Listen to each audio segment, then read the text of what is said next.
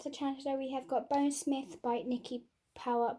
I can't say the name, I do apologise. So this is the author who did the Crown of Feathers trilogy, so I've never actually read that book, but this book sounded really amazing. So here's the cover, and here is on the back. Ready your blade to feed the undead. Like I said, if you have not seen them, I do want to have this on a quote, something like that. So then obviously our sprayed edges is with this character art on it, which looks amazing straight from this cover. Sprayed edges. It is signed by the author. Should be doing this, shouldn't I?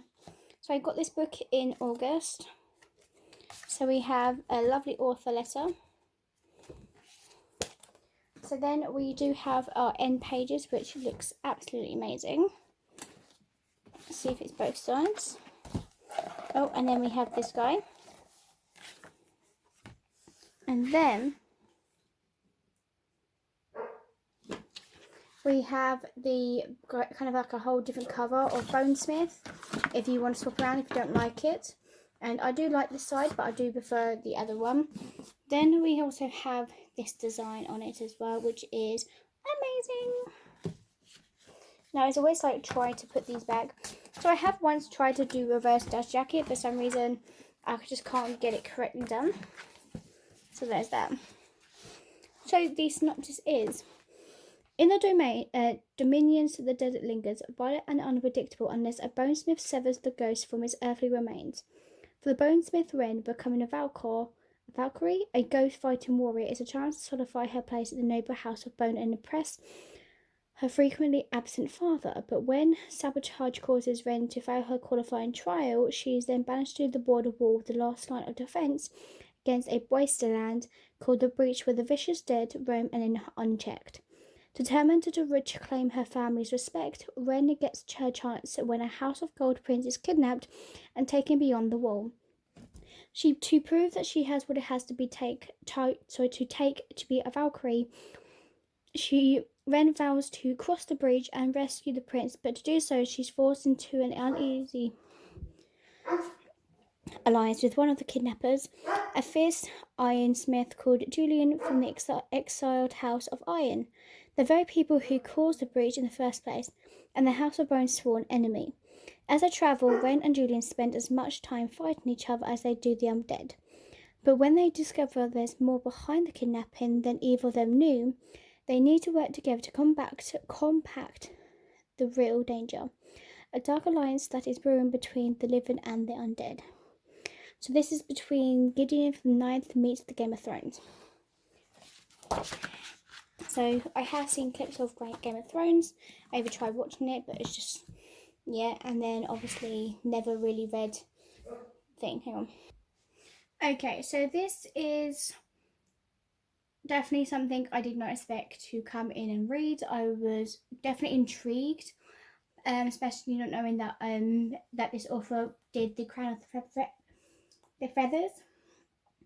So this cover was amazing. It's just interesting world. The good storyline had me. I was like, yes, sounds amazing. So I wasn't sure about the ghosts at first, or rather the undead. It tends to be more than like a paranormal book, but then they worked them well into the story, and I just end up loving it, especially the more prominent undead characters. Another thing is that when you start off with the pacing, I wouldn't call the whole book slow paced. The beginning was like kind of definitely was. And it was a little heavy info too. If you have the patience to stick through it, it's worth it. The middle is medium paced, and the end was pretty fast paced. So you could say this book has it all, and it really does. So the romance might just seem like a love triangle at first, but if you don't like that trope, then worry not. It's not really a triangle. One parent is pretty obvious, and the other is just very friendly. But when all three of them meet, there's just hard feelings or jealousy. Also, this is one of the very few books which I would actually like and go for. That is a triangle love, but not a triangle love. But still, unusually to my luck, will have me favouring the other guy regardlessly. Well, I do love him, and I'm very fond of this very friendly bond with Wren. So yes, the romance, I ship it instantly, like just before you even snap your fingers. I just knew they would just be a good fit together. So I enjoyed them journey together, and their bantering, their tension was just hilarious and funny. to me it's funny, but for you guys, I just should realise that if you don't find it funny, it's just me. I have a weird thing. Which it reminds me that this is an upper YA, I believe, because the love interest is almost 20 and Ren is 17. So some of the jokes included make me think that it's meant for upper YA and above ground. So anyway, Ren was very fun main character to follow because she was selfish for a lot of those books, and she had to unlearn that in order to do what's right. And what I like, what she was reckless and did whatever she wanted to do, no matter the consequences. Oh, it dropped it. So Julian and Leo were both lovely too. They also got their own kind of point of view of their own. So Leo's point of view came first, but we had to wait a bit for Julian. So I wasn't sure if we were gonna get it. I was hoping we were gonna get more in the next book. So I did see some of the twists coming, but didn't stop me from enjoying this to the fullest. I still so intrigued by Rain's family history, and I can't wait to see what else we learn about it. I'm super happy this is going to be a trilogy, because a duology simply would not be enough. And if you're wondering, guys, how did you know that's going to be a trilogy? Well, I read the notes from everyone else when I was like seeing everyone else's reviews and stuff, and see what they thought about it on YouTube. And someone said that this book was going to be a trilogy, and I was like, oh my god, yes please.